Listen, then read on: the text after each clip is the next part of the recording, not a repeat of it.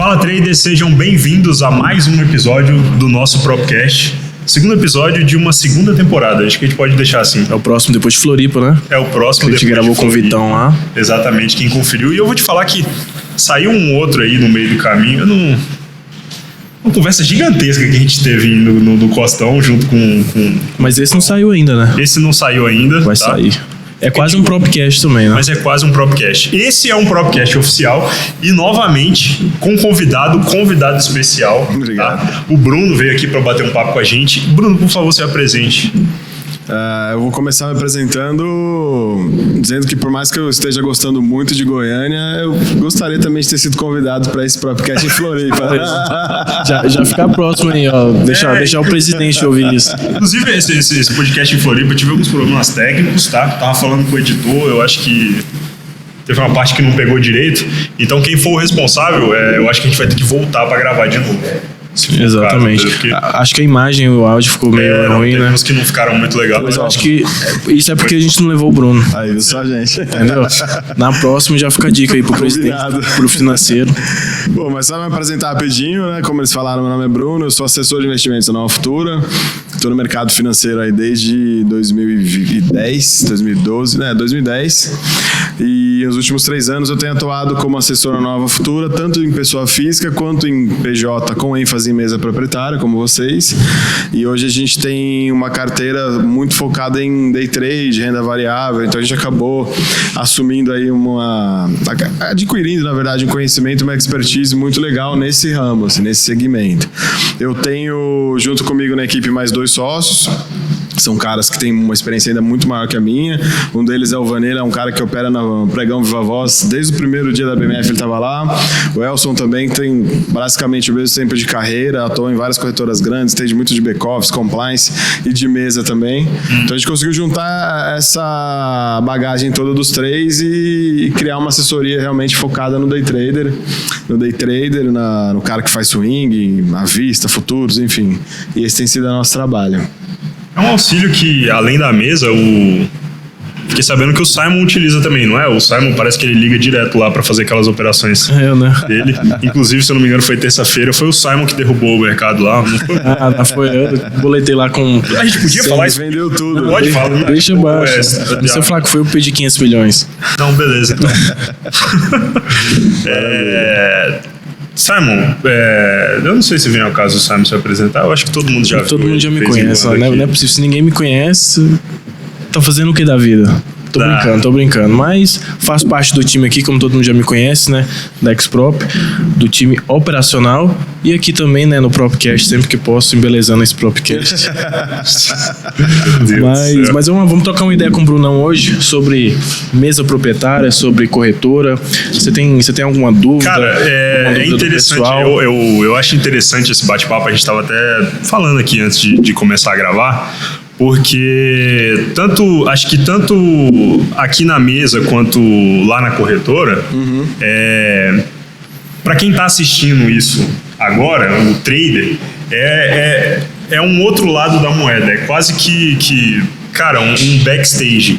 Exato. Por quê? Porque eu acho que em ambas situações a gente consegue ter muitas informações de comportamento, resultado das operações de, cara, muita gente. Por exemplo, aqui tem muita gente que faz desafio, tem muita gente que é aprovada, a gente tem o gestor que acompanha os resultados, você consegue ver o perfil de várias pessoas diferentes e consegue ver o que dá certo, o que dá errado, né?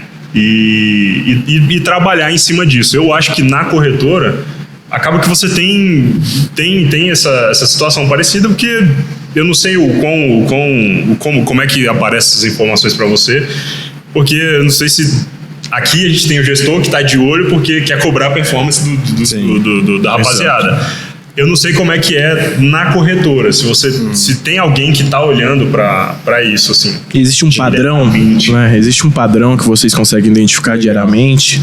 Legal, como que pergunta. Cara, acho que isso tem muito a ver com a nossa rotina, né? A gente tem uma base de clientes, nós 3 trabalhamos na mesa de operações da corretora, mas é diferente do que a grande maioria dos day traders imagina. Quando a gente fala mesa de operações de uma corretora, o pessoal acha que nós operamos, assim como os traders, o capital da corretora, que não existe mais. Lá atrás, quando o pregão ainda era viva voz, e depois que ele foi digitalizado, ali começou a operação eletrônica, era muito comum a figura da mesa proprietária da corretora. Então, o dono da corretora punha dinheiro na conta dela e tinha lá 30, 40 caras operando aquele capital, dividindo o lucro com a corretora, exatamente como funciona uma mesa proprietária. Essa figura acabou, assim. Hoje em dia, nenhuma corretora mais tem. Eu acho que ela até tem autorização. Uma das formas, inclusive, que as corretoras acharam de operar, digamos assim, foi o RLP, que a gente pode discutir mais tarde. Mas acabou, assim, a corretora não tem mais uma mesa de traders próprios. Hoje nós somos operadores de mesa no sentido de sermos brokers. Qual que é a grande diferença entre um broker e um trader? O trader é o cara que opera o capital dele ou de terceiro. O broker é o cara que executa ordens de terceiro. Então eu estou sentado lá na mesa, terça-feira, o Simon liga e vende 500 milhões de Petrobras. Direto. Eu executo a ordem que o Simon me passou. Eu não tenho autonomia sobre o capital do dono do dinheiro. Então hoje essa é a função de um broker de corretora, do cara que está lá na mesa. Então eu tenho a minha carteira junto com os meus 2 sócios lá na equipe, a gente fica na mesa atento naturalmente no que os clientes estão fazendo, e no telefone, o cara tá operando de casa, caiu a internet, já aconteceu do cachorro morder o cabo do no-break e desligar o computador, a gente recebe de tudo. Aí o cara liga para mim e eu topo a operação dele para ele não sair no prejuízo, ou ele vai operando comigo no telefone. Sendo assim, a gente monitora 100% dos nossos clientes para saber o que está acontecendo, se o cara tá perdendo dinheiro, se um cara que é ganhador de repente está numa operação contrária, a gente acompanha para saber, até no sentido se o cara vai precisar mandar dinheiro na hora para não ser estopado ou no dia seguinte. Então existe essa gestão de risco, mas ela não é autônoma no sentido de eu entrar na operação sem autorização do cliente ou sem falar com ele. A única operação compulsória que existe é o stop que a corretora faz, que também não somos nós. Além da gente monitorar os nossos clientes, a gente tem uma área de risco, que aí é global. Essa área de risco enxerga todos os clientes da corretora e ela é acionada a partir do momento em que a operação do cliente atinge 70% de perda patrimonial. Ou seja, o cara tem R$1 milhão na corretora, entrou numa operação de day trade lá, está perdendo 600 mil, 650 mil.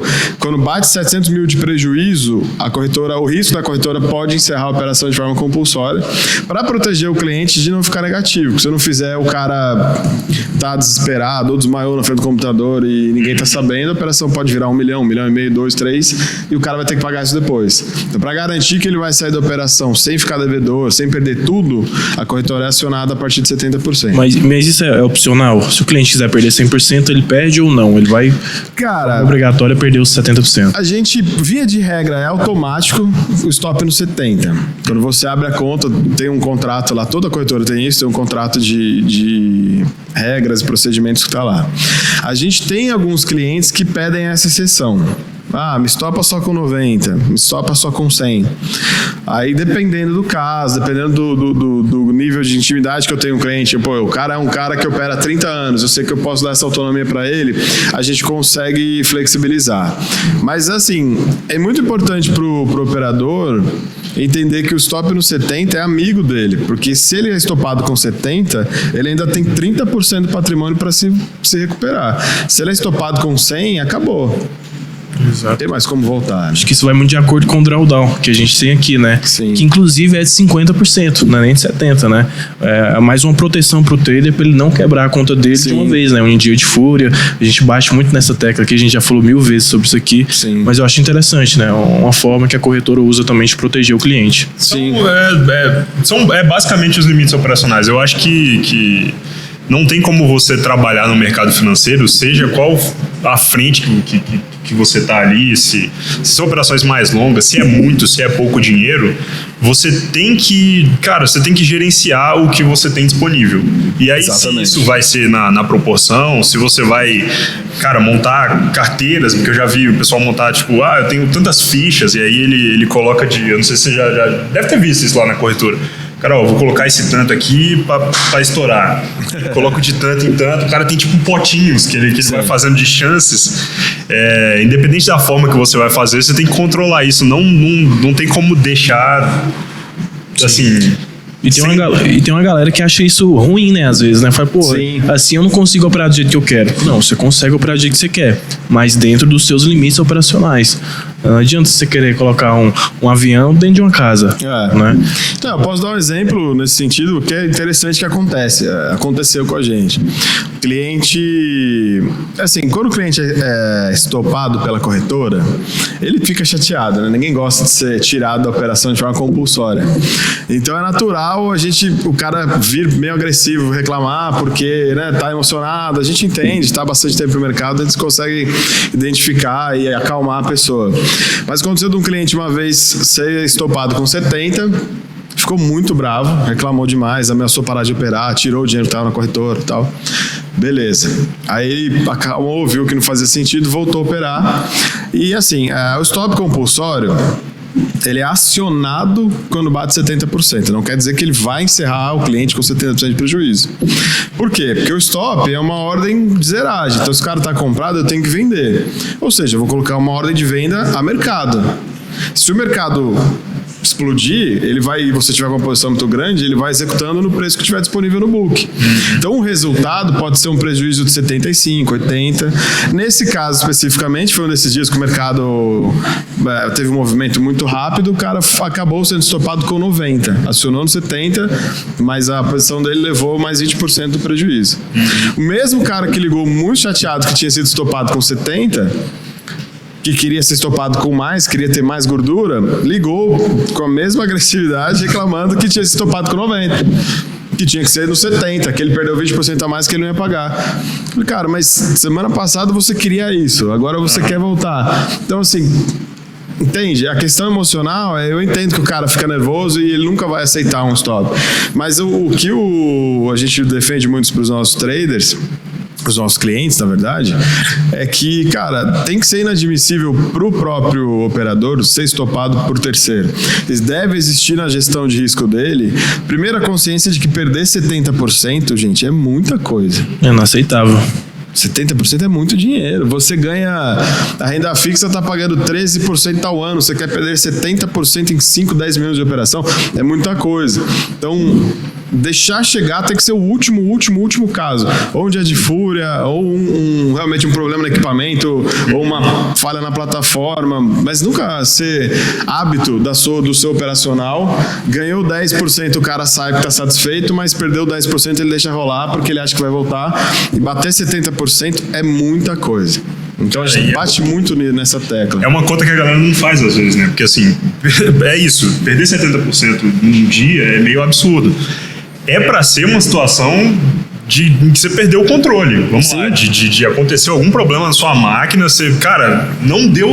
Porque você expôs 70% do seu capital...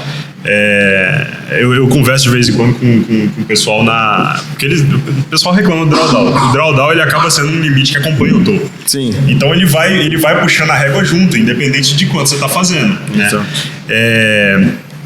Só que o cara não... E assim, o drawdown para tirar, para ele ser eliminado, seja do desafio ou da mesa, é de 100% do tamanho da conta dele. Você tem uma conta de 10 mil, o drawdown dele é de 10 mil.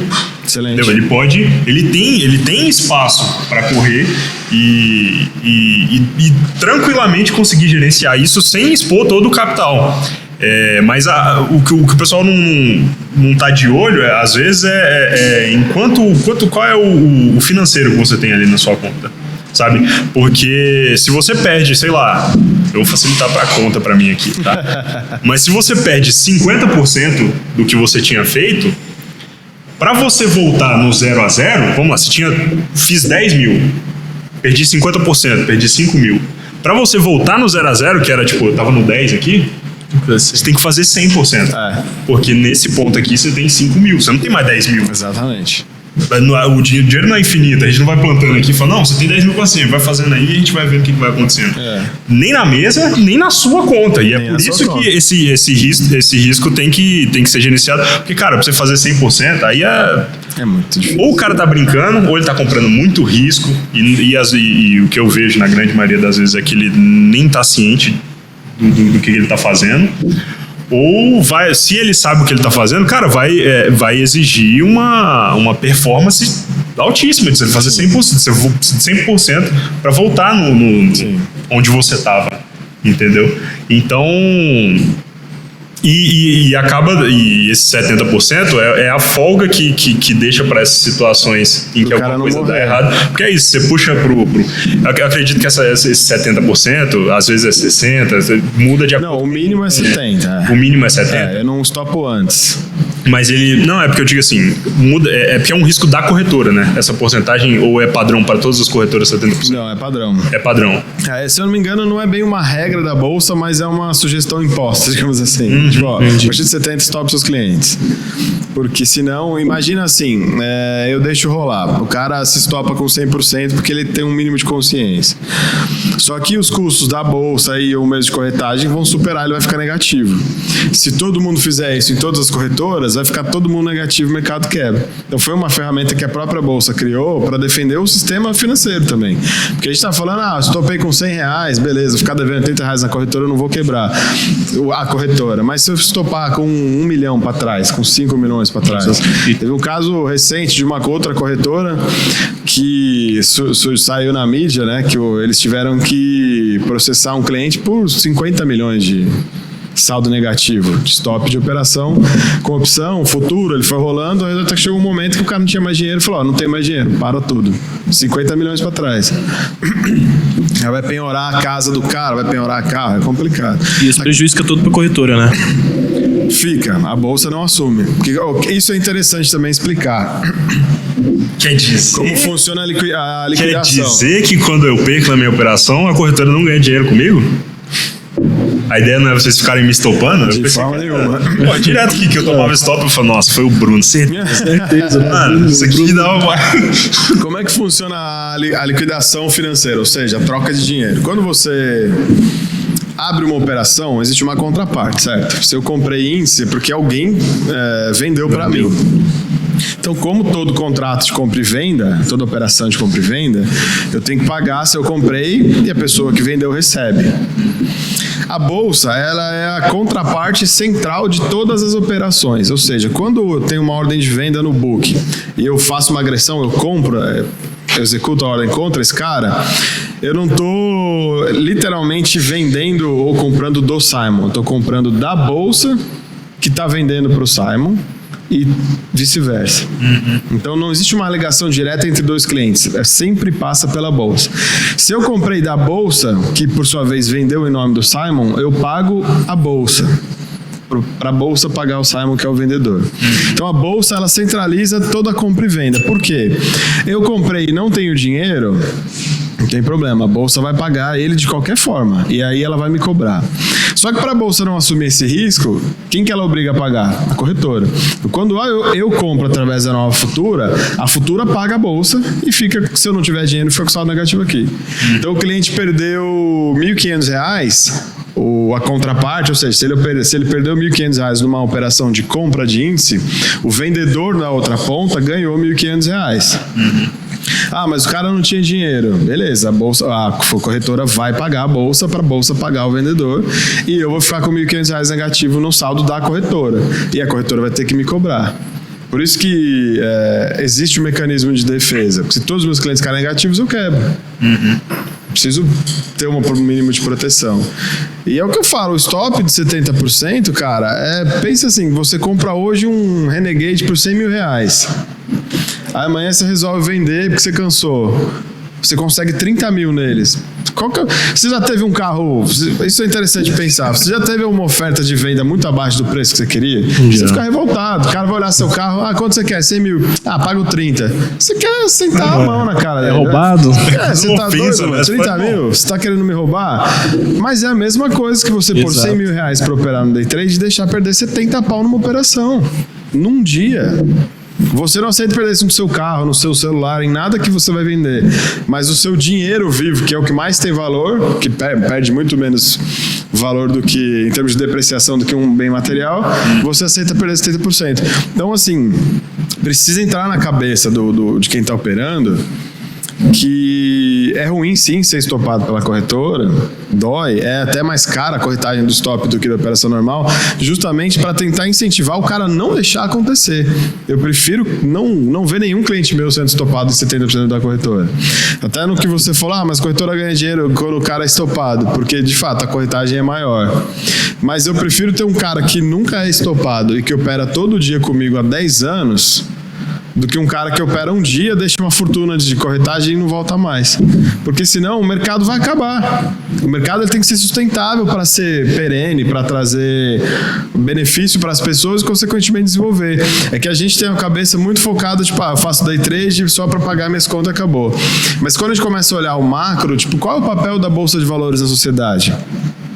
É de desenvolver, de fato, a economia. Através do IPO, da colocação de ações na Bolsa, as empresas conseguem se capitalizar numa taxa de juros muito menor do que se ela pedir um empréstimo. Então, ela amplia a operação, ela contrata mais pessoas, ou seja, gera emprego, ela paga mais imposto, então ela gera dinheiro para o governo aplicar onde deveria aplicar. Então, a Bolsa de Valores, o mercado de ações e de futuros, bem equilibrado, bem, sabe, que faz bem para todo mundo, gira a economia de uma forma muito positiva. Para isso, as pessoas precisam ganhar dinheiro, porque se ela perde, ela traumatiza. Aí o cara nunca mais vai querer investir em bolsa, vai ser tipo um testemunha do anti-bolsa, saindo falando mal de bolsa para todo mundo. Vira cassino, aí o mercado não se profissionaliza, não amadurece, de não day trade principalmente, né? Day trade principalmente. Eu acho que é o mais vulgarizado hoje em dia, né? Sim. E sim, você deu esse exemplo de 100 mil, né, do carro, mas isso serve também para 10 mil reais, que é uma conta que a gente tem aqui na mesa, 5 mil, 2.500, os 70% e os 30% vão ser a mesma proporção. Sim. Aí tem muita gente que não pensa nisso, né? Quer entrar aqui, vou dar uma paulada, ou vou ganhar muito, ou eu vou estourar a minha conta. Se você fizer isso com 10 mil reais, você vai fazer com 100, você vai fazer com 1 milhão, você vai fazer com quanto for. Exatamente. Né? E assim como vocês preferem os traders que operam com consistência, a gente também. Né? A gente não quer aquele trader aqui na mesa, que ele vem aqui, ele vai dar uma paulada de 20 pau, 30 pau, 50 pau, e logo em seguida ele vai tomar um drawdown, vai tomar uma perda total e vai sair. Não. A gente quer aquele trader consistente, que vem operando com a gente há mais de 1 ano, 2 anos, né? Que não faz, assim, valor absurdo. Por quê? Porque ele tem um gerenciamento ali de acordo com a conta dele. Uhum. A gente quer esse tipo de trader, que demonstra consistência ao decorrer do tempo. Acho que a linha de pensamento entre corretora e mesa proprietária vai um pouco alinhada com isso, né? Porque é um negócio bom, é um negócio que todo mundo ganha. Mas para alguém ganhar, alguém tem que perder. Não necessariamente, assim. A corretora fica feliz quando o cliente é consistente, porque ele está ganhando dinheiro, então ele vai continuar operando. Então a corretora tem essa previsão de receitas, digamos assim. Eu sei que esse cara vai operar sempre, ele deixa um tantinho ali de corretagem, então eu consigo me planejar com relação a isso e todo mundo vai para frente.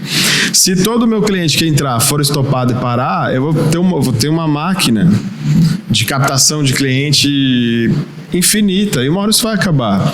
Que é um termo que a gente usa muito como moedor de carne, que infelizmente de fato aconteceu no começo do day trade. Qual que é o problema da história do day trade como um todo? Há, sei lá, 6 anos atrás, 8 anos atrás, day trade era muito menos comum e muito menos praticado. Você vê até pela quantidade de CPFs na bolsa, assim, ela, sei lá, 10 anos atrás eram 500 mil, hoje está em 4,4 milhões de pessoas. Foi uma explosão, um crescimento exponencial. Por quê? Porque há 6 anos atrás a corretagem de um mini contrato era 15 reais. Hoje é 10 centavos, 8 centavos. Tem corretora que é de graça. A margem para day trade de índice eram 6 mil reais o contrato. Chegamos a ver corretora oferecendo a 15 reais o contrato. Então isso fez o quê? Abriu a porteira de uma forma exponencial também. E quem chegou nessa fase não entendia a complexidade. Por que se cobrava 6 mil reais? Porque, cara, para você perder 6 mil reais de margem operando um contrato só, onde o ponto é 20 centavos, você tem que perder quantos mil pontos no índice? Fazer uma lambança. Então a chance de você quebrar era muito pequena. com R$14, R$15 de margem, 100 pontos são R$20. Ou seja, se você perdesse 70 pontos numa operação do índice, você já tinha perdido tudo que você tinha colocado. Ah, mas perder R$15 é pouco, não importa. A questão não é essa. A questão é que ninguém entrava só com R$15. O cara punha R$150 e operava 10 contratos. O cara punha R$1.500 e operava 100 contratos. Ou seja, ele perdia R$1.500 em 5 minutos de operação ou menos.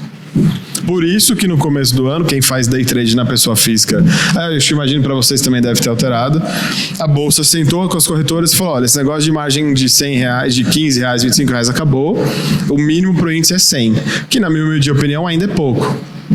Que significa que se você perder R$70, você tá para trás. Mas ainda assim, R$70 são 300 e poucos pontos. Já deu um fôlego pro cara não morrer. Por quê? Porque esses últimos 2 anos, cara, o índice de pessoas quebrando no day trade foi muito alto. Impressionante. Eu recebi a ligação, de verdade. Uma vez um cara me ligou.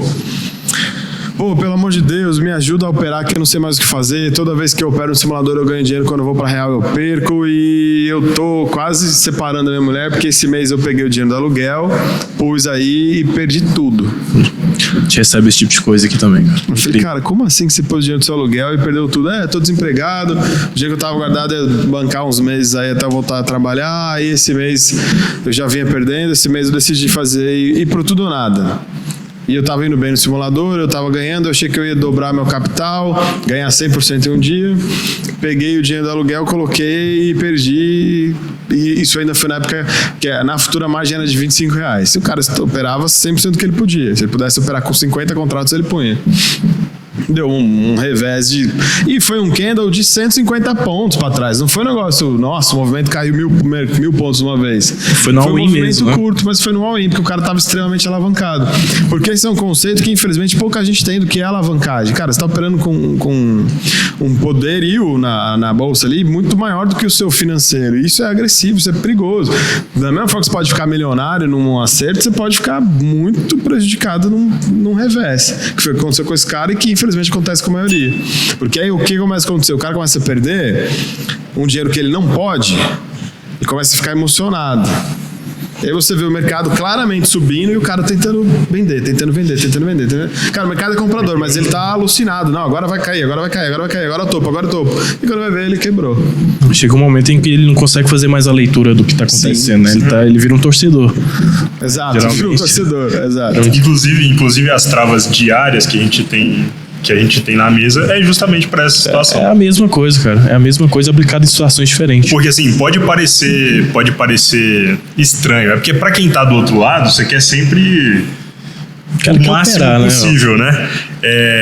Mas essas travas diárias, elas evitam do cara conseguir entregar toda a conta num dia só. Porque acontecia na mesa, acontece em vários outros lugares, não acontece mais por isso.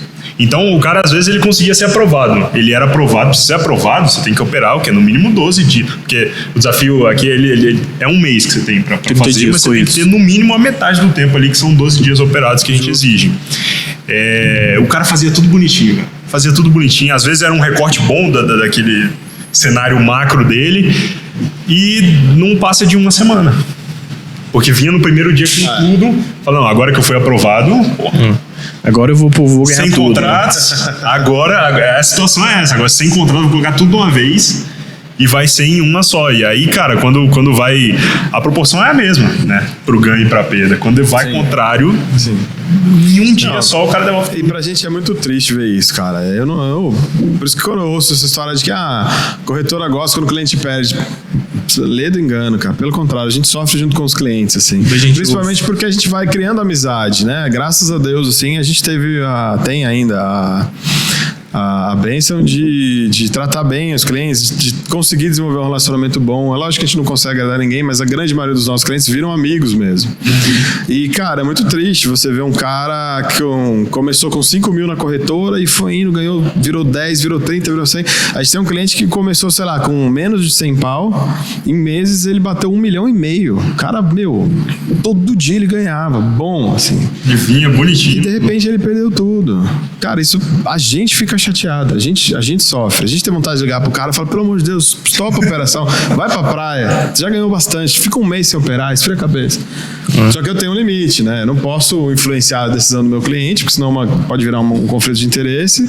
E eu não tenho um cliente, né? A gente tá com uma base relativamente grande, então não dá pra ter esse acompanhamento de perto com todo mundo. Mas a gente não gosta, não, cara. Posso falar aqui em nome, inclusive, da Nova Futura, nesse sentido de que a corretora não gosta, não ganha dinheiro e não é bom pra corretora cliente que perde todo dia, que estopa sempre. A nossa intenção, inclusive, é por isso que a Nova Futura defende tanto o educacional e fomenta tanto isso através dos analistas e dos traders que a gente tem lá, que ficam na sala ao vivo o dia inteiro dando call e acompanhando. A intenção da corretora e nossa, naturalmente, é fomentar um mercado profissional, de fato ajudar os caras a operarem bem, a amadurecer para serem consistentes, para ganharem dinheiro todo dia. Exato. Ou quando perder menos que ganhar, mas sem quebrar. A gente não quer cliente quebrando, não, pelo contrário. Eu faço as palavras do Bruno na nossa, né? Aqui na Xprop também a gente tem cliente que vem muito tempo com a gente, né? E que acaba virando também, tendo um vínculo de amizade. E a gente vê o cara evoluindo ao decorrer do tempo. E chega um momento que o cara vai lá e ele toma uma paulada, né? E às vezes ele acaba ficando chateado com a gente. Sim. Né? Ele não assume a culpa dele. E às vezes é dolorido também a gente ouvir esse tipo de coisa. Né? Pô, vocês gostam que o trader se ferre também, que o trader quebre a conta, ou que ele não passe um desafio, mas não. Né? Tanto é que nossa causa é totalmente diferente do modelo de mesa proprietária que vem sendo aplicado no Brasil. Sim. A gente luta realmente por essa parte educacional, por formar traders mesmo, tornar trader uma profissão, né? E não um apostador. Sim. Né? Então, às vezes é dolorido isso aí também, cara. Mas assim, a gente não consegue agradar todo mundo também. Acho que é a mesma coisa na corretora. Né? Então, assim, a Xprop também trabalha mais por esse lado, né? De manter o trader na mesa, né? De não deixar ele quebrar a conta dele, né? Para isso ficar algo a longo prazo, uma parceria a longo prazo. Sim. Acho que é isso. É o que falou no início, é o ganha-ganha, né? Exato. Na verdade, porque... Polêmica, vamos lá. Porque vou dizer que o capital que está disponível para subcontas é o capital da empresa. Exato. Teoricamente, esse conflito de interesse que a corretora não pode fazer, se você vê aquela conta derretendo e o dinheiro é meu, eu vou lá, coloco o dedo e estopo. Exato.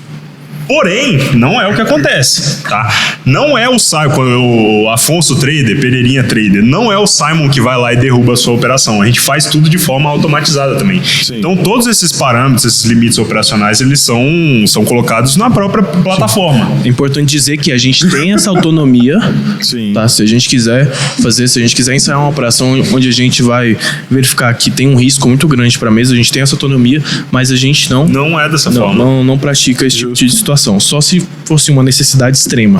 Mas eu digo isso porque, cara, o momento da perda é o mais dolorido, é quando a galera vem mais inflamada. Eu imagino que na corretora também é o que você estava falando. Sim. E parece que a corretora me estopou, foi o Simon que derrubou minha operação, por que vocês estão fazendo isso? E é bom expor isso aqui, que tem os limites, eles são automatizados, tanto da corretora, que é o risco, quanto o das subcontas aqui. Então, ninguém te tira no meio da operação e você conhece todos esses limites, tá? Inclusive, por exemplo, o risco da corretora, que é o 70%, isso é público. Claro, sim. O pessoal tem que saber. Então, você tem que gerenciar o capital que foi disponibilizado para você. Seja o capital da mesa, seja o próprio capital que você está colocando na corretora, né?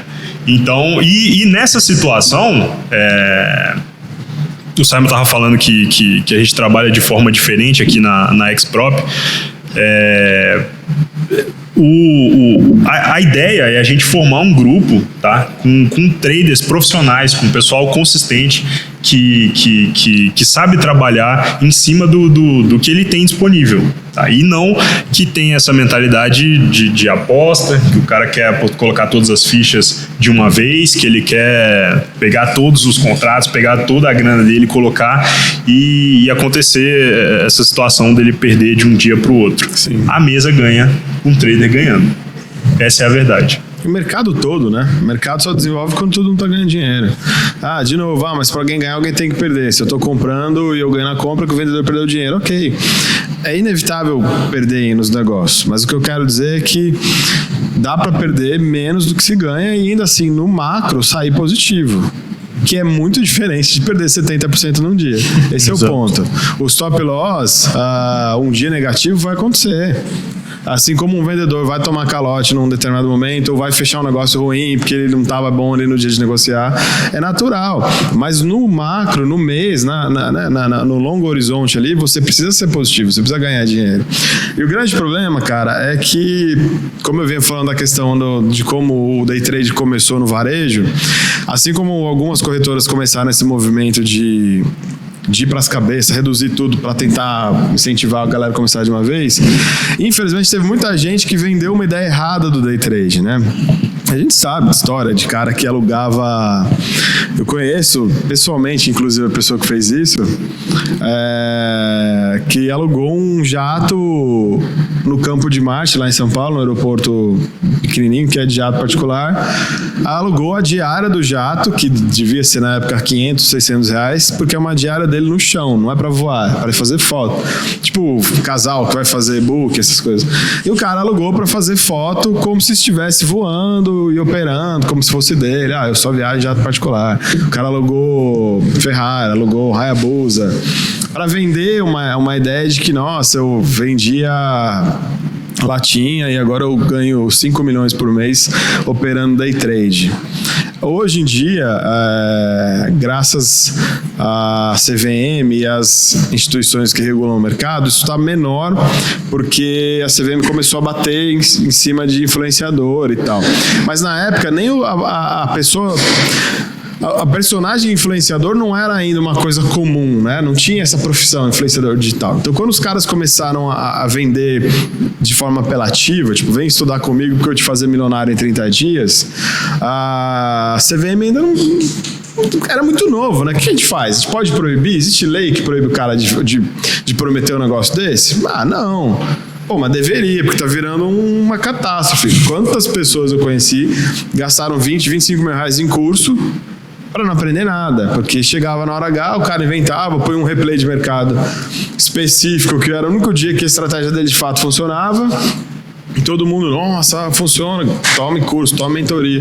Então, realmente, o começo foi ruim. Teve muita gente que veio ainda com essa cabeça de que o day trade vai me deixar milionário em um mês. Então, o cara senta para operar querendo ganhar 100% do capital dele em um dia, em uma semana. Enquanto a gente sabe que, Warren Buffett, que é o maior investidor de ações do mundo e talvez da história, teve uma rentabilidade acumulada aí anual de 20 e poucos % ao ano ao longo da carreira dele como investidor. Se a gente for olhar o Luiz Barsi também não deve ter algo muito superior a isso.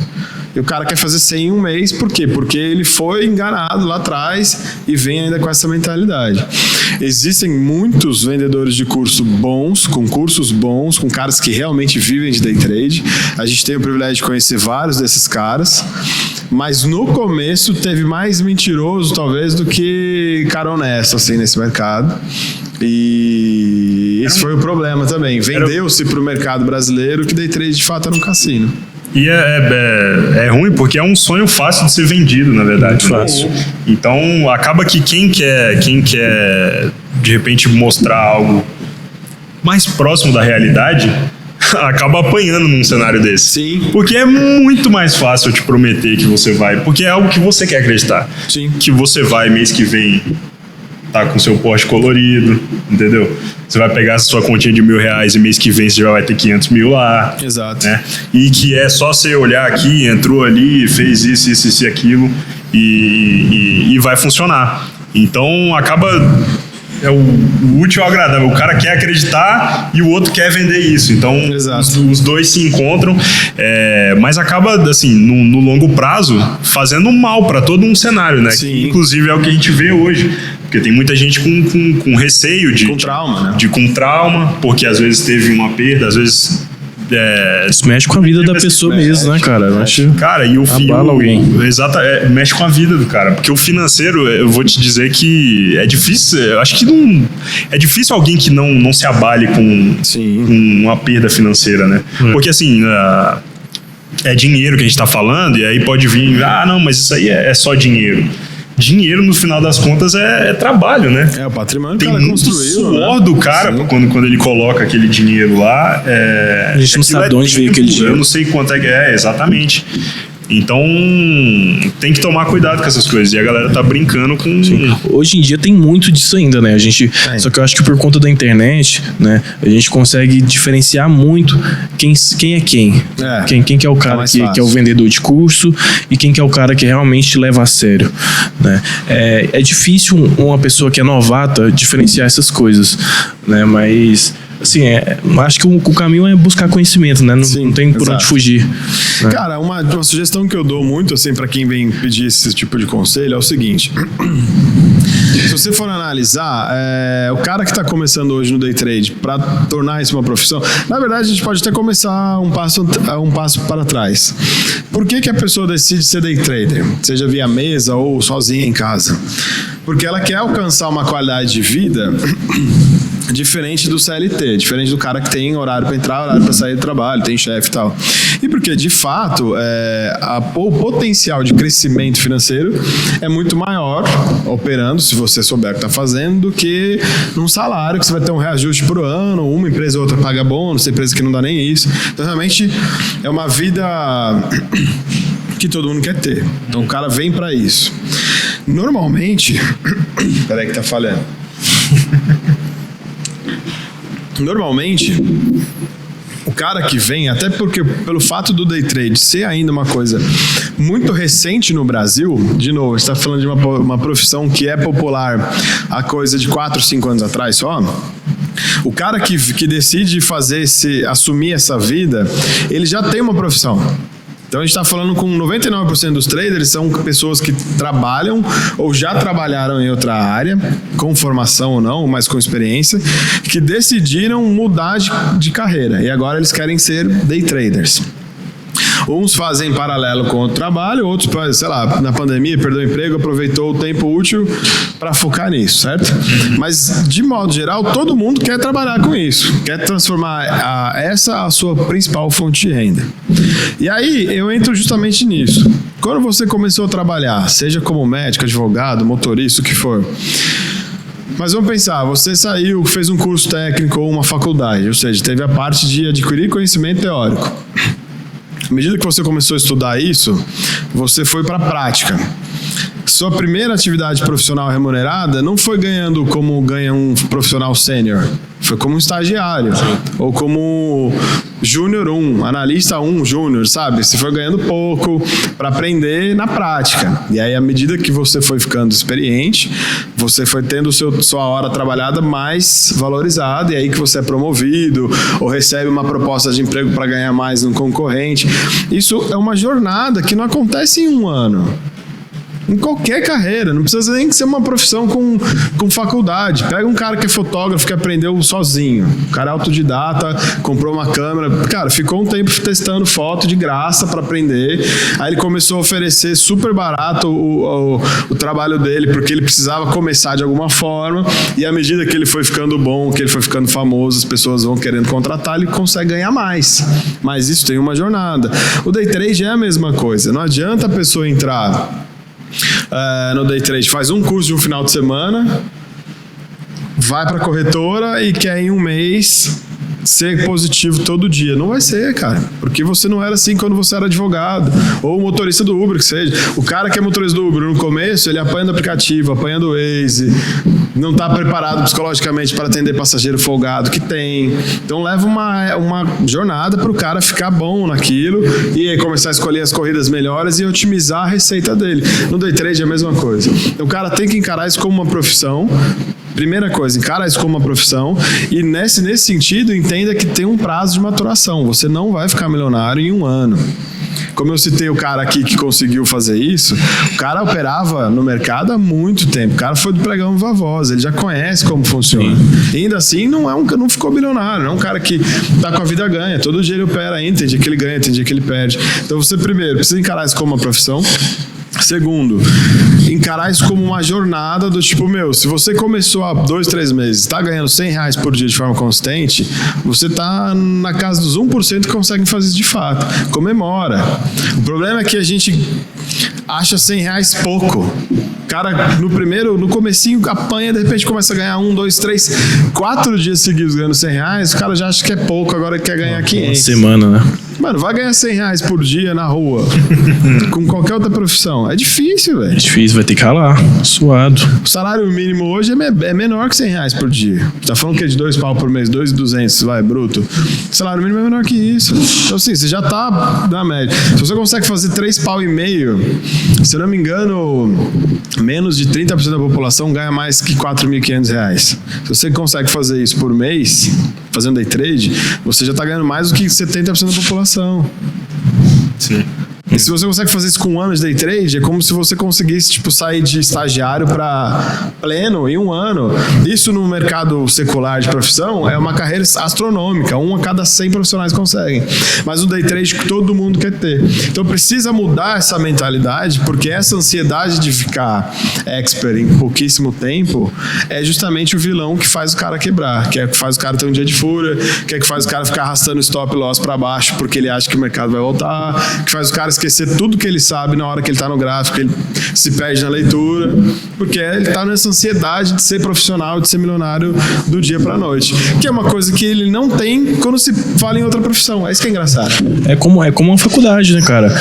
Quando a gente vai entrar na faculdade, a gente já tem um tempo pré-definido de 4, 5 anos, 6 anos, pra gente se formar e depois a gente começar a estagiar, a gente começar a trabalhar, a gente começar a ganhar pouco. Né? A diferença no day trade é que não existe um tempo pré-definido, mas vai existir um tempo, né? E esse tempo vai de cada um para você amadurecer o seu operacional, o seu gerenciamento, para você entender como é que funciona o mercado. Exato. E isso vai de perfil para perfil, né? Não adianta você tentar se comparar com alguém. Exatamente. Né? Porque isso vai muito do perfil de cada pessoa, da personalidade de cada pessoa. Então acho que esse que é o caminho mesmo. Esse comparativo é ruim, até porque entra nessa situação de às vezes o cara fechou o primeiro mês positivo dele lá com 200, 300 reais, ele abre o Instagram, tá lá o Simon fazendo 15 mil no mesmo dia. Eu falo, Simon, para com essas coisas. Você é o Lucas. Não, mas enfim, é engraçado porque acaba que, pra mim, pelo menos é o que a gente bate aqui, que day trade é longo prazo. Exato.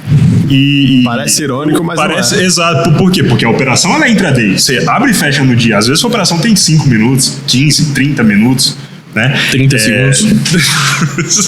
30 segundos, tá bom, sabe? Não, beleza. Não. Mas enfim. Mas o que te dá o montante, no final das contas, é um período, né? Para você conseguir observar se você realmente teve algum resultado, cara, vamos jogar lá. Como é que você fechou o mês? Exato. Né? E é por isso que, por exemplo, aquela parte do desafio que eu falei anteriormente, que o cara tem que ter 12 dias, é porque, assim, vamos lá, vou te emprestar o meu dinheiro aqui. Chegou o Afonso Trader, sei lá, o Pereirinha Trader, e falou, eu conheço o meu primo aqui, ele faz, cara, ontem ele fez 5 mil reais na conta dele lá e me mostrou e tudo mais. Eu falei, pô, beleza. Você empresta o seu dinheiro? Fala, não, eu tenho mais aqui. Vou pegar um 100zão e colocar na mão desse cara.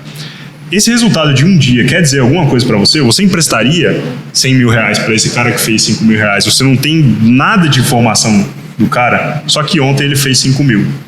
Acho que a gente precisa de um histórico, né? A gente precisa de um histórico. A gente precisa de um histórico por quê? Porque 5 mil reais, pode ser que ele fez 5 mil reais ontem, mas ele, antes de ontem ele tava perdendo 15, e antes ele tava perdendo 10, aí ganhou 7.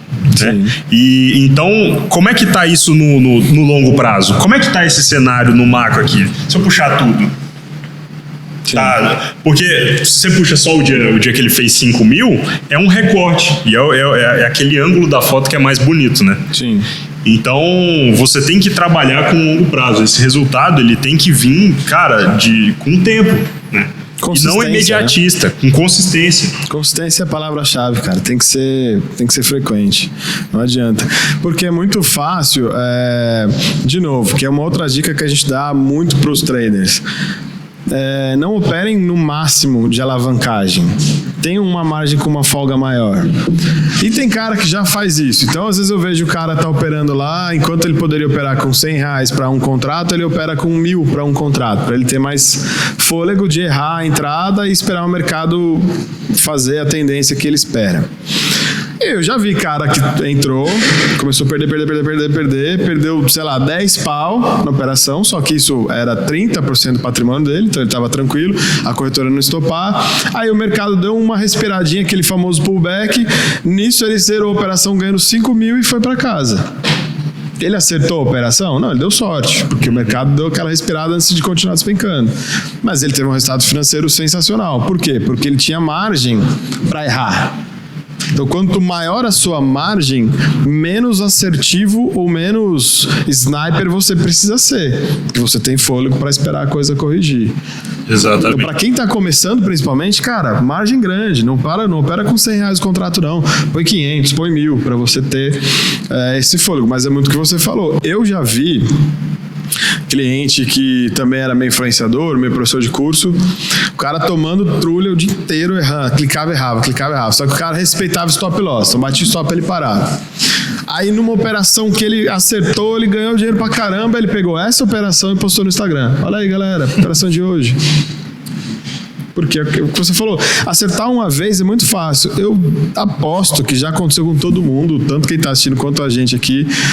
No começo, nas primeiras operações, a gente acerta 100%. Né? No começo, nossa, tô dominando isso aqui. Maravilhoso. 5 dias operando, porque no começo você vai com medo, você não é afobado para entrar em qualquer hora, você espera confirmar, ter certeza que vai dar certo, você põe um stop gain de 100 pontos, bate, você sai, então você tá lá tranquilo, aí você ganha. Aí das 4 ou 5 dias de operação, mano, isso aqui é muito fácil, tô sabendo demais. Aí você devolve tudo mais um pouco. Isso não aconteceu comigo não, já comecei perdendo. Tá bom, eu já não tem essas coisas em opções binárias, sabe? Você clica lá, não tem. Outra que é curioso, 90% das primeiras operações do dia, os caras ganham. Não digo assim, a operação que o cara abre sem saída, sem alvo de saída, né? Tem gente que gosta de operar assim. Tipo, acho que vai subir, eu compro e deixo rolar. Mas essas operações que o cara coloca, vou entrar para ganhar 100 pontos, vou entrar para ganhar 200 pontos. A maior parte, a primeira operação do dia é vencedora. Se o cara parasse ali... Eu falo, tem um colega aqui, um cliente, né, que reclama pra caramba, pô, você quer, começa ganhando, eu vou me empolgando, faço a meta, ao invés de parar, eu vou embora. Eu falo, cara... faz 2 operações por dia. Coloca isso como regra. Cara, eu vou fazer 2 operações por dia. Errando ou perdendo, deu 2, eu vou parar. Você vai ver como você vai começar a ganhar. Sim. A gente tem muito exemplo disso aqui na mesa também. A galera ganha de manhã e de tarde devolve tudo. A gente fala, cara, para de operar de manhã, só que a galera não dá conta. Qual que é o problema? Se você passar o dia inteiro perreando, apanhando o mercado e sair no final do dia com R$100 de lucro, fala, caramba, consegui ganhar R$100, bom pra caramba. Se no dia seguinte você ganhar R$100 em 30 segundos, você não dá valor, você acha pouco. Pô, ganhei R$100 em 30 segundos, imagina que eu não vou fazer o dia inteiro. Aí você volta a operar, você perde R$5.000. Você vai na bola de neve. Porque o day trade tem esse risco de como pode ser fácil, dá para ganhar R$100 em 30 segundos, dependendo da sorte e da estratégia, a gente perde o valor do dinheiro, passa a ser pouco. O mesmo valor ganho em situações diferentes, a nossa cabeça é diferente. Por isso que pra mim, funcionou enquanto eu operava. Hoje em dia eu opero menos porque não dá tempo. Cara, número de operação, essa é a minha meta. Eu opero 4 vezes no dia. Mas se eu errar as 4, beleza, stop loss. Dentro de um gerenciamento onde um dia de perca não acabe com a minha banca, óbvio.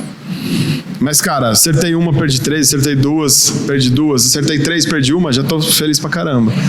Isso te força a ter certeza do clique. Então você não vai tão ansioso, você não vai, acho que dá. Não, acho não, tem que ter o máximo de certeza possível.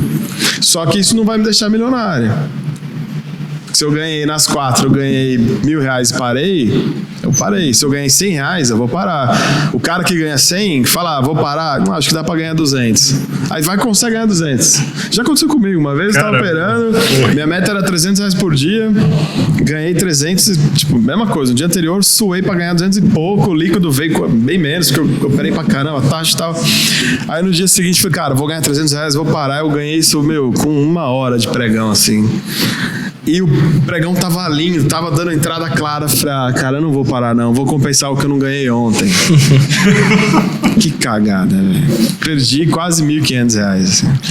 O foda é que você não aceita a perda, né? Você fala, não, peraí, eu ganhei R$300 tão fácil assim, e agora eu perdi tão fácil assim, não. Eu vou atrás, vou buscar. Aí você começa a entrar na bola de neve, perder, e entra no cenário, né, em que você tá torcendo.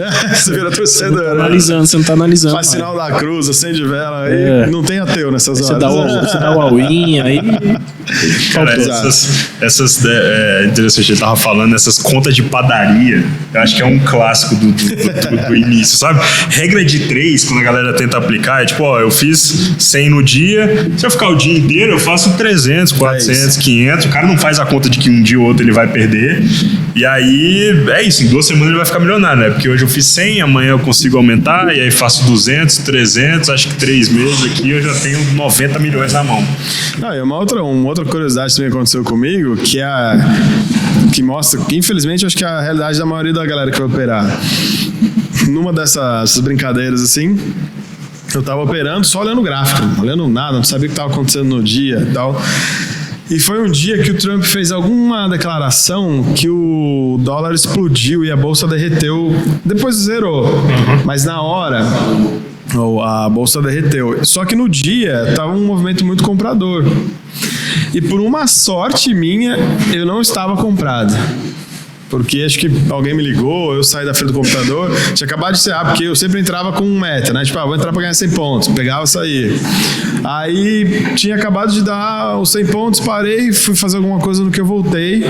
O mercado tinha caído quase 2.000 pontos em questão de 2 candles, assim, por conta do discurso.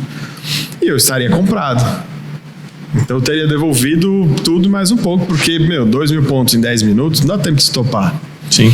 E o risco de pular a ordem no profit é tranquilamente fácil, porque acontece. É book, não tem vendedor, não vai conseguir comprar. Já tive num cenário desse também, onde eu deixei a operação apregoada, inclusive, me lembro como se fosse ontem, né? A gente não esquece. E eu fui saí pra almoçar. Eu falei, não, tá longe, não vai pegar. E saiu alguma notícia também, cara, pegou minha operação e me rasgou pra baixo. E eu não saí no meu stop, né? Porque não tinha. Eu tomei 3 vezes meu stop pra lá. Né? E depois decidi, eu aprendi, cara, doeu. Não dá. Mas não dá. Você acha que não vai chegar lá? Vai chegar. Chega. Uma hora chega. Chega demais. Sinais de que o cara tá perdendo o controle. Isso é interessante pra você quando conseguir se identificar se você tá indo pro caminho de um stop loss muito grande no dia. Desrespeita stop loss. O cara começa a operar com stop loss determinado, começa a chegar perto, ele abaixa, aí ele muda. Não, vou baixar porque daqui a pouco eu recupero. Cara, você já tá errado. Começou errado. Se a sua estratégia é stop de 100 pontos, deixa lá. Mas vai voltar. Beleza, você errou a entrada, vai pra próxima. Stop loss é amigo do trader, ele é proteção. Outra coisa é desrespeitar a sua meta. Ganhou, para. Você gosta de, não, dá pra ganhar mais, para. Vai ter, o pregão não vai acabar, mas acabou, você não vai fechar. Tem pregão amanhã, tem pregão depois de amanhã. E a terceira, cara, de novo, é tudo a mesma coisa, na verdade, que é alterar a estratégia. Mas o terceiro ponto é contrato. Eu operava com 2. Porque, 20 centavos por ponto por contrato, o TIC são 5 pontos, quer dizer que é R$1 por contrato, 2 são R$2. 100 pontos são R$40 já. Começava a perder, fazia a média com 5 pontos, 10 pontos. Cheguei a abrir 20 contratos de uma vez. Pontos não, contratos. Aí tava com 2, aí começava a fazer preço médio com 5 logo. Que para derrubar, que aí volta rapidinho, eu pego. Cheguei a abrir 20, que aí subia 10 pontos, teoricamente eu saía no 0 a 0. Aí quando não subia, 20 pontos. 20 contratos, a 20 centavos por ponto. Quanto dá? Mano, em 100 pontos você já estava quebrado, já tinha passado o stop loss, etc e tal. Mas é uma estratégia que no desespero a gente faz. Então, cara, não faça. Se a sua estratégia é um contratinho só, stop loss, stop gain ali na estratégia OCO do profit definido, respeita. Entrou estopado, quer dizer que você errou a entrada. Então, não tenta mexer no stop, tenta acertar a próxima. Nem que seja o caso de você apagar todo o estudo do gráfico, desligar o computador, esperar meia hora de TV, volta e monta de novo o estudo. Porque tem isso, às vezes a gente faz uma análise de manhã e acha que aquilo vai valer para o dia inteiro. Não vai ter uma hora que o mercado muda. Principalmente ultimamente, o mercado cai 1.000 pontos, sobe 2, cai 500, não tem mais uma coisa... Antigamente era assim, se o dólar está subindo, a bolsa vai cair, não tem erro. Não. Se de manhã a tendência compradora vai até o final, hoje não é mais. Então você está errando estratégia, está sendo estopado, cara, sua leitura nesse momento não faz mais sentido. Quer dizer que você errou de manhã, quer dizer que agora não faz mais sentido. Refaz, analisa de novo, para. Porque senão, cara, o cara que tem uma convicção e não muda no mercado financeiro hoje, o cara que entra, não, hoje é compra, vou comprar e não importa o que aconteça, o cara não dura, porque o mercado ele é volátil, ele é soberano, o mercado vai para onde ele quer, não importa, ele não vai seguir a sua estratégia só porque a sua estratégia está certa, ele vai fazer o que ele quiser. Então, essa capacidade de se adaptar ao que está acontecendo, né, de reagir a essas alterações, é fundamental para o trader não morrer. Sim, acho que eu tenho um exemplo muito grande disso, né, que antes da pandemia eu utilizava uma operacional onde funcionava assim, que era uma maravilha, né, cara? Eu acho que o Lucas lembra um pouco, mas depois da pandemia o mercado, né, teve toda aquela queda, ficou maluco, então ele mudou totalmente a dinâmica, né, e eu tive que me adaptar ao mercado, né? Não adianta a gente querer insistir em algo que não dá certo, você tem que se adaptar, e hoje tá pior ainda, né, hoje você tem que se adaptar durante o dia. Sim, né? O mercado tá muito dinâmico, cara.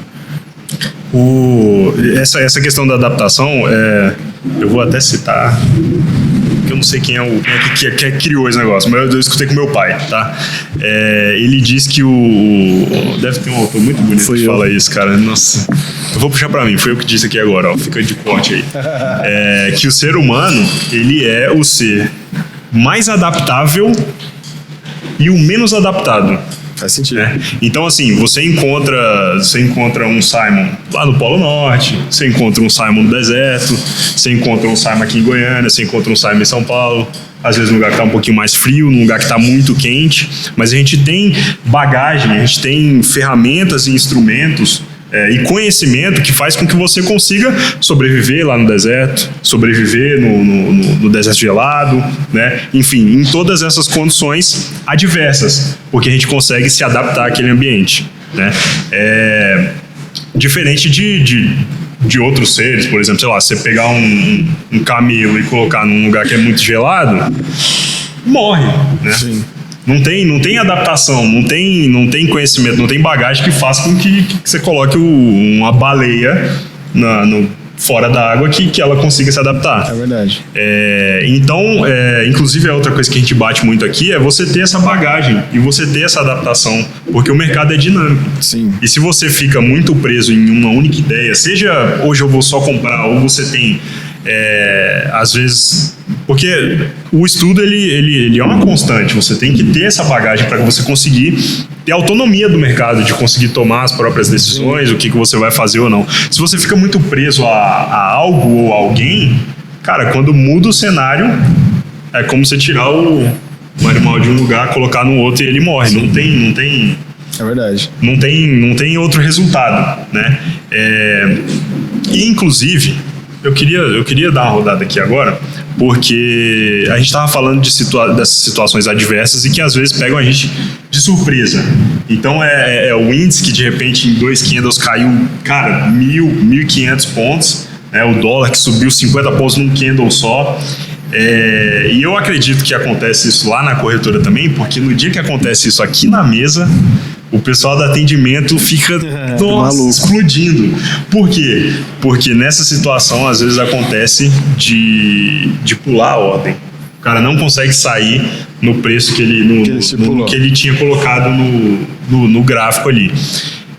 Bruno, ajuda a gente. O que aconteceu? O que acontece? O que a corretora tem de papel nessa situação? Tá. E se é que tem algum mecanismo que auxilia de alguma forma isso aí? Perfeito.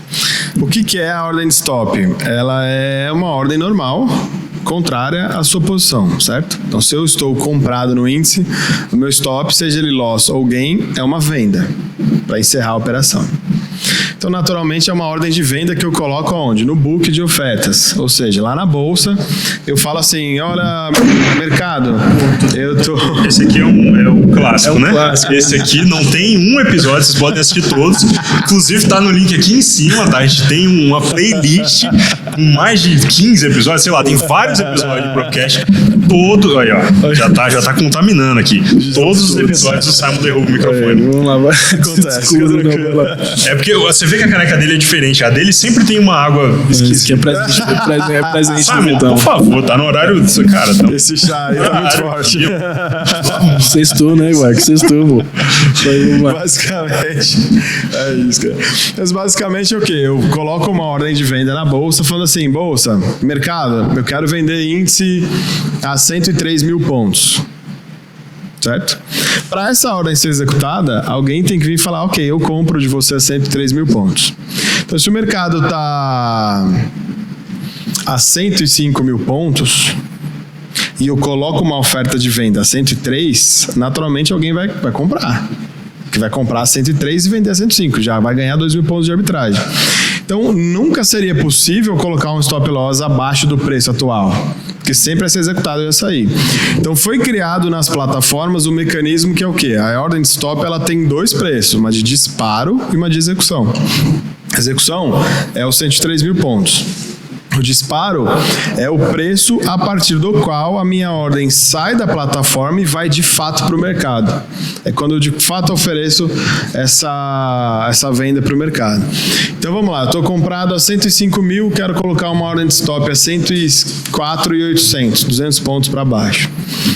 Eu falo assim, gente, quando o mercado começar a cair, se bater 104.850, eu mando uma ordem de venda a 104.800.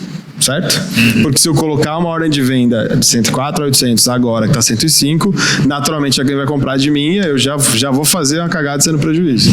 Então eu preciso disparar perto. Quanto mais perto o disparo da execução, menor a chance de acontecer essa arbitragem, essa diferença de preço. O problema é que quando o mercado cai muito rápido, significa que os compradores estão baixando o preço pelo qual eles querem comprar o ativo muito rápido também. Então, aqui tô a 105, tem comprador a 104.990, vendedor a 105.10, fica aquela briga, por isso que sobe 10 e tal. De repente alguém fala, não quero mais comprar 104.990, eu quero comprar 104.500. Outra, eu também. O que acontece? Não tem mais compra nesse valor. O cara que precisa vender, ele vai fazer o quê? Paciência, vou fazer esse prejuízo e vou vender lá embaixo a 104.500. Assume o prejuízo e o preço do ativo passa a ser 104.500. Se a minha ordem, no momento do disparo, ela sai a 104.800, não tem ninguém querendo comprar 104.800, a melhor oferta de compra nesse momento é 104.700, a minha ordem vai para pedra, que é o que a gente chama, ou seja, vai para a bolsa e fica lá até alguém comprar de mim. Por quê? Porque não tem comprador. A bolsa não garante que essa ordem vai ser executada só porque ela é uma ordem de stop. Não importa. Então é isso que acontece quando o pessoal fala, pulou meu stop. Sim. Quer dizer que a sua ordem de venda foi pro pregão, foi pra bolsa, mas ninguém quis comprar porque tinha gente vendendo abaixo de você. E a execução do negócio na bolsa é sempre pelo melhor preço para os dois lados. Então aí o que você precisa fazer? Baixar e realizar o prejuízo ou deixar correr. O que acontece é que como todo mundo opera com a margem muito apertada, pula o stop no sentido da ordem não ser executada na bolsa, o preço continua caindo, aciona os 70% da corretora, a gente liquida a operação. Cara, você me estopou porque a plataforma pulou meu stop. Não tinha ninguém querendo comprar de você no preço que você colocou, porque o mercado caiu muito rápido. É isso que acontece. Então, não é que não pulou a ordem, que a ordem ela foi para a bolsa, mas ninguém quis comprar. É uma coisa de falar assim, esse imóvel vale R$1 milhão. Então eu invisto nele, compro por R$1 milhão, porque eu acho que vai abrir um shopping maravilhoso aqui do lado e vai valer R$2 milhões. Então eu já compro esse imóvel por R$1 milhão e falo, mercado, Se alguém quiser comprar de mim, eu vendo a 2. Paciência. Deixa lá a minha ordem de venda de stop gain apregoada. Mas eu falo pro meu corretor de imóveis que eu não tô a fim de correr risco. Então, se começar a derreter o preço, de repente de 1 milhão cai para 900, 950, pode vender 800 mil e eu saio. O importante é não perder todo o meu capital. Beleza. Aí o corretor tá lá, sempre ali querendo saber quanto tá valendo o imóvel na região. De repente, o prefeito, sei lá quem é que tem essa decisão, anuncia que vai abrir um aterro sanitário na frente do lado, sei lá, um presídio de segurança máxima. O que acontece com o preço do imóvel? Despenca. Aí quando o corretor fica sabendo que ele vai ver, galera, quanto vocês querem pagar no imóvel do Bruno lá? Ah, pago 300 mil reais no máximo. Mas eu não falei pra vender 800? Cara, você falou pra vender 800, mas ninguém quer comprar 800. Você quer comprar 300 mil. Ou você vende ou fica com ele aí. E assim, pode ocorrer de ter um problema na execução, no atraso da execução. Por exemplo, eu tô com um stop a 104.800, né? Vai chegar lá, a plataforma vai executar minha ordem a 104.800. Só que o mercado tá tão volátil que ele não vai executar 104.800. Vai executar, sei lá, 104.805, 810, né? Supondo que eu tô comprado. Se for uma ordem a mercado, sim. Se for uma ordem de preço definido, não. Quando é a estratégia OCO ou disparo, bateu o preço de disparo, a plataforma, seja qual for, vai mandar a sua ordem para a bolsa no preço de execução que você preencheu. Isso é uma ordem fixa, ou seja, só executo naquele preço ou melhor. Então, se é uma venda, ou eu vendo lá 104.800 ou acima, nunca abaixo. Quando você clica para estopar a mercado, vamos dar o exemplo do Profit, vai. O pessoal do trade que não fique bravo, mas vamos dar o exemplo do Profit. Quando você clica lá no gráfico zerar, ou zerar e cancelar ordens, ali ele dispara uma ordem de venda ou de compra, enfim, a mercado, ou seja, para ser executada na melhor oferta que tiver no book. Aí, cara, isso tem um delay de milissegundos entre o clique e a tecnologia de ir para a bolsa, principalmente se você está operando via Wi-Fi ou pelo celular. Tem um delay que é normal da rede, da tecnologia do país. Se quando você viu e decidiu clicar, estava 104.800, mas na hora que de fato chegou na bolsa já estava 104.300, a sua ordem vai ser executada a 104.300, não importa, porque a sua ordem foi a mercado, ou seja, executa no melhor preço. Por isso tem gente que também fica brava. Pô, eu cliquei e executou 500 pontos para trás, vocês estão me roubando. Tem gente que acha que a corretora vende de fato nos 800 e repassa para ele a 300 para ficar com a diferença de preço. Não é, a corretora não faz isso. A única forma da corretora entrar na contraparte dessa operação, ou seja, você quer vender, a corretora comprar de você, é quando você tem o RLP acionado e por regra da bolsa só posso fazer se eu garantir o seu preço ou melhor. Você quer vender a 104.800? Eu compro a 104.800 ou 810 ou 850, não sei. Mas eu só posso fazer se eu garantir o seu preço. Se eu for comprar 104.790, a corretora não pode atuar. Se ela fizer isso, ela é multada pela bolsa. E as ordens do RLP são auditadas diariamente pela bolsa. Então não existe isso de que a corretora arrastou o seu stop. Não tinha ordem de compra no valor que você queria vender. Simples assim. E se eu tiver o RLP ativado, eu fico mais seguro. Não necessariamente. Não fico. Eu digo no sentido de, digamos que eu vou executar uma ordem de venda para sair a 104.800, só que só tem gente querendo comprar, na verdade, não, stop, a 104.300, né? Assim como a gente deu um exemplo. Perfeito. Se eu coloquei a 104.800, a corretora não me garante que eu saia a 104.800? Não, ela não é obrigada a comprar, ela compra se ela quiser. Entendi. E é por isso que eu falo que não existe negócio da RLP prejudicar o cliente. Porque se o mercado todo tá pagando 104.300, por que eu, corretora, vou comprar 104.800, 500 pontos contra? Já vou entrar na operação 500 pontos de prejuízo. Faz sentido. Tanto que por isso que o RLP, ele é uma operação tipo de pouquíssimos pontos, de poucos segundos, assim. É uma arbitragem de 3 pontos, 5 pontos, porque é robô, né? Primeiro que não tem um Bruno lá operando contra o mercado, é um algoritmo que faz essa leitura, e porque não existe espaço para ganhar tanta arbitragem de fato no mercado, porque a volatilidade é muito grande. Então, assim, o mercado todo está pagando 300 pontos para baixo, você compraria a 104.800? Não. Por que a corretora vai assumir esse prejuízo?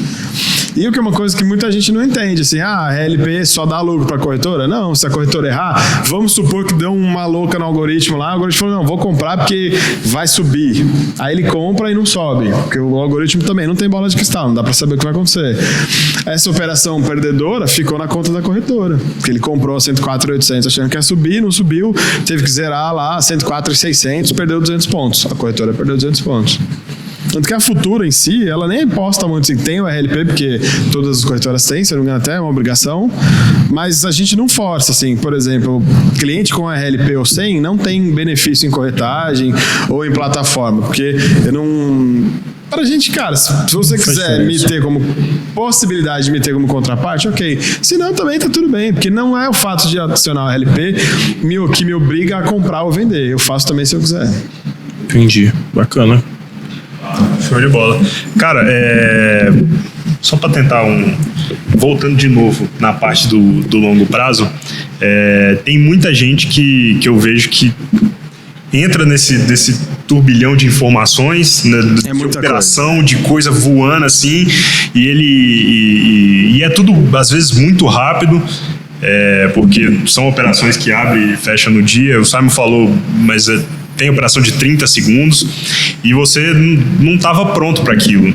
Então, com o passar do tempo, você vai identificando alguns perfis diferentes, perfis operacionais e o perfil da própria pessoa. Vamos lá, tem uns que têm mais apetite a risco, tem outros que têm menos, tem uns que fazem operações mais longas, tem uns que fazem curtíssimas, tem uns, geralmente a galera do curtíssimo, para justificar a operação mais curta entra com um risco muito maior. Sim. Enfim, são vários perfis. E eu acho que o swing trade, enfim, independente do trade, como é que você vai fazer isso? Eu não sei se vocês têm registro de alguma... Tem, porque quando você abre uma conta na corretora, você tem que fazer um perfil do investidor. Né? E aí você consegue ter um termômetro ali de quem de repente aceita mais risco, quem aceita menos e tudo mais. Como é que para não sair machucado da bolsa, tá, e sair falando mal, que é o que a gente vê várias vezes, cara, tem um universo na bolsa de valores com vários outros produtos e serviços, sabe? E que às vezes você começou fazendo scalp e você podia fazer swing trade, ou às vezes o trade ali não é o seu perfil. Como é que a corretora entra para auxiliar esse pessoal, até no mercado como um todo, né? Cara, como educacional, aí realmente é deixar de ser só um intermediador de negócio, que é o principal, a principal função da corretora, e também ser um amigo do mercado no sentido de pegar a experiência desses caras que tem 30, 40 anos de mercado, transformar em algo acessível e didático para quem está começando. Ontem o Wilton fez até na palestra um comentário engraçado que faz muito sentido, que tipo, inteligente é quem aprende com o erro dos outros, né? E isso é muito legal, você poder pegar a história de um cara que passou 40 anos operando a vida inteira, desde o pregão viva voz, pegou a digitalização do mercado, pegou as primeiras plataformas que não tinham gráfico, que não tinham replay de mercado. Cara, há 10 anos atrás as plataformas não davam nem o saldo em tempo real. Se você está ganhando ou perdendo, você tinha que calcular na HP. Você não tinha como saber. Então pega um cara que operou e sobreviveu em todas essas fases do mercado, o cara tem uma bagagem enorme para te passar. E poder pegar esses erros e acertos e transformar em conteúdo útil é realmente uma obrigação, na minha opinião, das instituições do mercado como um todo. E é um privilégio para quem está chegando agora e não quer cometer os erros que eles cometeram no passado. Um dos nossos diretores, que, por exemplo, vai estar aqui amanhã na palestra do Agro, foi o segundo funcionário da Nova Futura contratado. A Nova Futura tem 39 anos de existência, então o cara está há 39 anos operando no mercado de ar. Quantas crises econômicas mundiais ou mesmo nacionais, regimes de governo, regime econômico de moeda, o cara viu. Então, pô, pegar isso e aprender com um cara desse é uma oportunidade que todo mundo tem que aproveitar, e é uma função que eu acho que as corretoras devem assumir cada vez com mais afinco mesmo. Eu acho que é responsabilidade sim da corretora desenvolver o mercado, e para isso ela tem que contribuir com o educacional. Por isso que a gente viaja, por isso que a gente faz palestra, curso, por isso que a gente tem tanto esse apetite por esse tipo de negócio, de trabalho, porque precisa, cara. É o único jeito de realmente ajudar. No próprio day trade você consegue ser conservador. Você pode fazer day trade em ações, que é um negócio muito menos volátil. Ou mesmo no mini índice, no mini dólar. Eu tenho um grande amigo, por exemplo, que é de Ribeirão, é vendedor de curso, é influencer, e é um cara que ganha dinheiro mesmo, opera de verdade. E o cara faz 1, 2 operações no dia, com 600 contratos, mas é 1 ou 2. Ele fica, mas ele não entra no computador, opera e sai. Ele entra 8 horas da manhã lá, 7h30, e fica olhando a tela.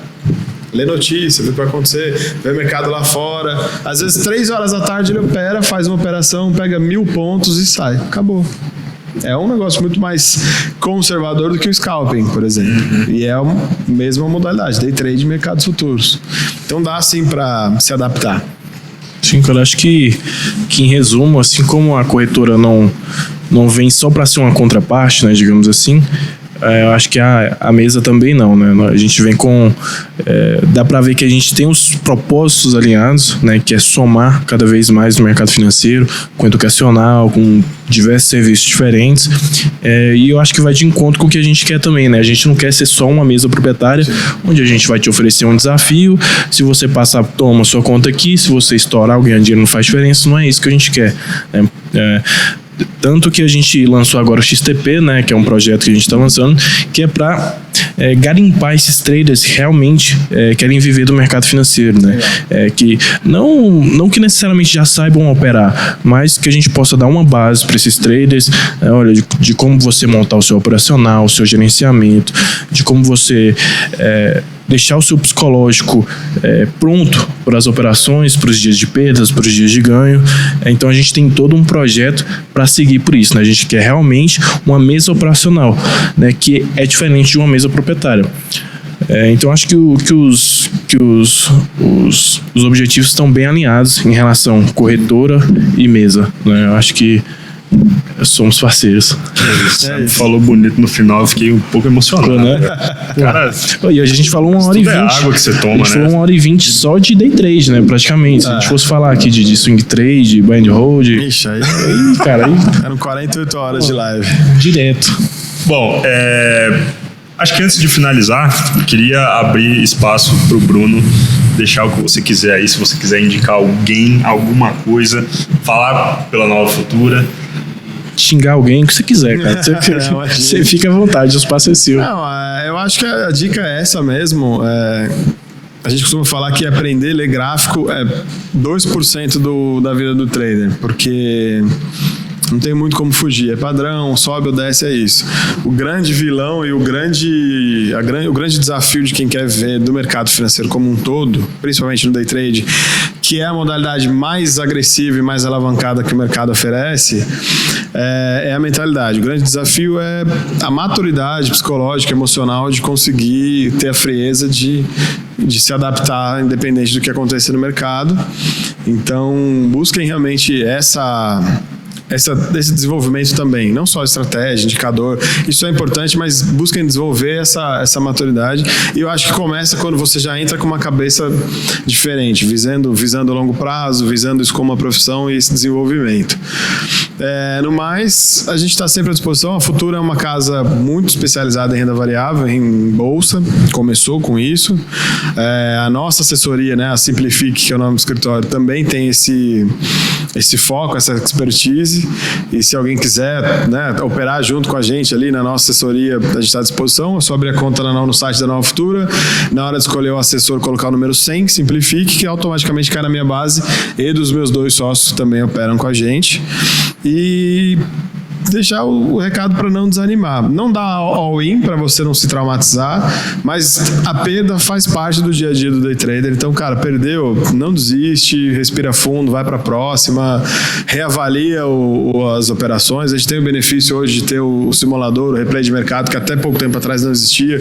Então usa, revê as entradas, vê onde você errou, anota, faz caderno, um diário das operações mesmo todo dia, porque esse tipo de coisa vai te ajudando a melhorar nas próximas e naturalmente a consistência vai ser uma consequência.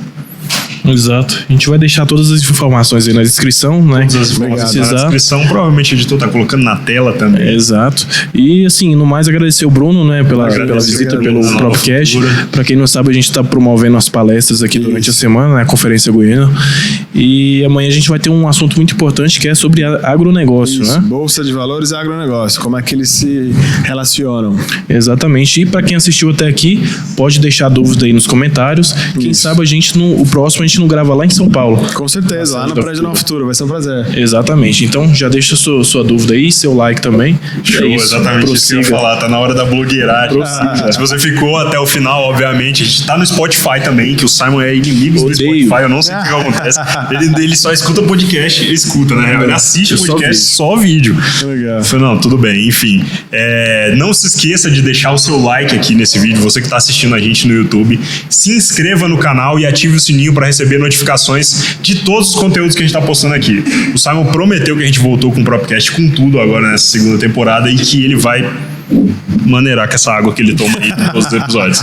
Pode ser que em algum dos episódios o microfone não... Cara, você não tem vergonha. Cara, você que dá um microfone de lapela pra ele. Todos os episódios. Eu vou pedir pro editor fazer um videozinho só com o Simon derrubando o microfone. É muito grande isso aqui, cara. Tem que ser uma lapelinha aí. Eu gostei da ideia. Vou de lapela. Preparar uma lapela pro próximo, e senão não vou participar, não. Então, pessoal, qualquer dúvida pode deixar aqui nos comentários e até a próxima. É isso aí. Valeu, obrigado, galera. gente.